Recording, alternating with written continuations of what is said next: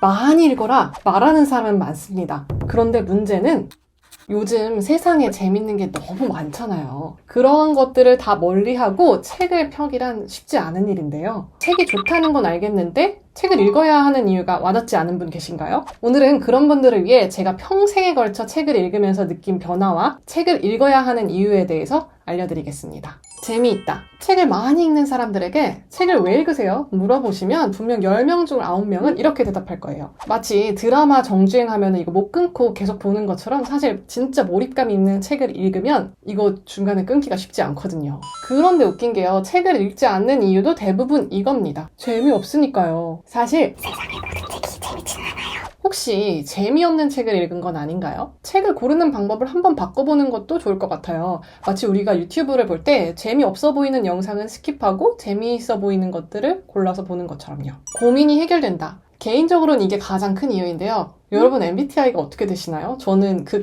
T인데요. 그래서 문제가 생기면 공감보다는 해결책을 찾는 스타일이에요. 해결책을 못 찾으면 스트레스가 해소가 안 되더라고요. 그렇다고 해서 혼자 고민하는 데는 한계가 있고 또 계속 다른 사람들한테 물어보다니 좀 민망하기도 하잖아요. 이럴 때 저는 관련된 책을 마구마구 읽습니다. 예를 들어서 투자 어떻게 하지? 하면 투자책 읽고요. 저 사람 왜 저러지? 하면 심리책 읽고요. 요즘 새로 나온 기술이 궁금하면 기술 관련된 책을 읽습니다. 제가 진짜 기억에 남는 순간이 있는데요. 그때 제가 정말 힘들었어요. 그때 제가 했던 게 뭐라도 하자라는 마음으로 거의 밤을 새면서 하루에 한 권씩 책을 계속 읽었던 것 같아요. 그때 읽었던 책이 참 재밌기도 했고 또 집중하면서 잡생각이 없어지기도 하고 책에서 해결책을 찾으니 마음이 좀 편안해졌던 기억이 나요. 그런데 이건 또 T 한정 얘기고요. F이신 분들도 소설을 읽으면서 감정이 정화되거나 고민이 해결되시는 경험을 분명히 하실 수 있을 거예요. 고민이 있다면 책은 정말 좋은 해결 수단입니다. 언어 실력이 늘어난다. 주변에 말 잘하는 사람 한 명쯤은 있죠. 그 사람 떠올려 보세요. 제가 장담하는데요. 그 사람 책 많이 읽는 사람일 겁니다. 근력을 키우려면 운동을 해야 하듯이 언어 실력을 키우려면 독서를 해야 해요. 이제는 너무 많이 이야기해서 약간 질릴 정도인 문해력 자아라는 말이 있죠. 이런 문제가 제기가 되기 시작한 게 사람들이 책을 점점 덜 읽기 시작하면서부터였어요. 책을 읽다 보면 다양한 어휘와 표현에 꾸준하게 노출돼요. 그러다 보면 내가 평소에 쓰지 않는 말을 접하게 될 수 있고 그 말들을 내가 필요한 때에 정확하게 꺼내서 쓸 수 있게 됩니다. 혹시 말을 조리게 못하겠다, 내 언어 실력이 좀 부족한 것 같다? 책을 읽으세요. 시공을 초월한 통찰을 얻을 수 있다. 2022년에 워렌 버핏이랑 점심을 먹을 기회가 경매로 올라온 적이 있었는데요. 이게 얼마에 낙찰됐는지 아시나요? 자그마치 246억 원입니다. 그런데 단돈 3만 원도 안 되는 가격에 버핏과 이야기할 수 있는 방법이 있어요. 바로 주주서한을 읽으면 되거든요. 워렌 버핏뿐만인가요? 지금 이 세상에 없는 스티브 잡스, 아인슈타인, 소크라테스 등의 생각과 철학을 들어볼 수 있어요.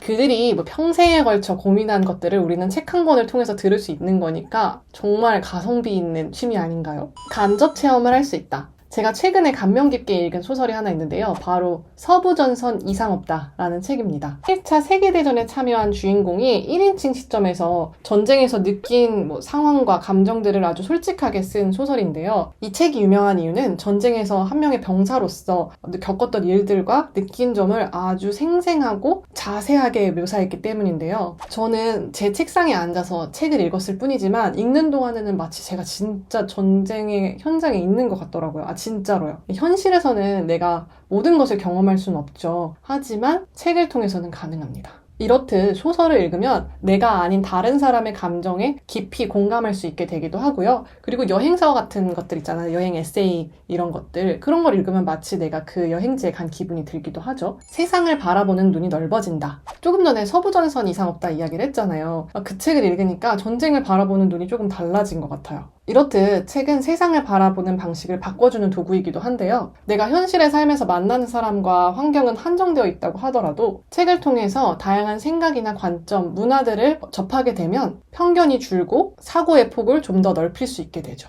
나만의 철학과 삶의 태도를 형성할 수 있다. 이번에 노벨 화학상을 받은 데이비드 베이커 교수는 수상소감에서 이런 말을 했다고 해요. 거인들의 어깨 위에 올라탔다. 이게 사실 이 교수가 한 말은 아니고요. 아이작 뉴턴이 한 말인데요. 내가 더 멀리 보았다면 이는 거인들의 어깨 위에 올라타 있었기 때문이다. 라고 했다고 해요. 즉, 뉴턴 이전에 위대한 지식들이 있었기 때문에 그것을 바탕으로 뉴턴이 자신만의 업적을 만들어낼 수 있었다는 말인데요. 책도 마찬가지예요. 다양한 책에서 얻은 영감을 바탕으로 여러 가지 철학적 질문에 나만의 대답을 가질 수 있게 됩니다. 저는 이게 되게 중요하다고 생각하는 사람인데요. 왜냐하면 저는 세상을 살아갈 때 내 중심을 잡고 사는 것이 굉장히 중요하다고 생각하거든요. 세상에 맞다고 생각하는 것, 옳다고 생각하는 것 굉장히 많은 의견들이 있는데 결국에는 내 자신이 어떻게 생각하느냐, 내 자신이 어떻게 바라볼 것이냐, 그래서 나는 어떤 행동을 할 것인가, 어떤 태도를 가질 것인가의 문제라고 생각을 하거든요. 그리고 이 답을 찾는데 책이 굉장히 큰 역할을 한다고 생각합니다. 지식을 쌓을 수 있는 가장 좋은 방법입니다.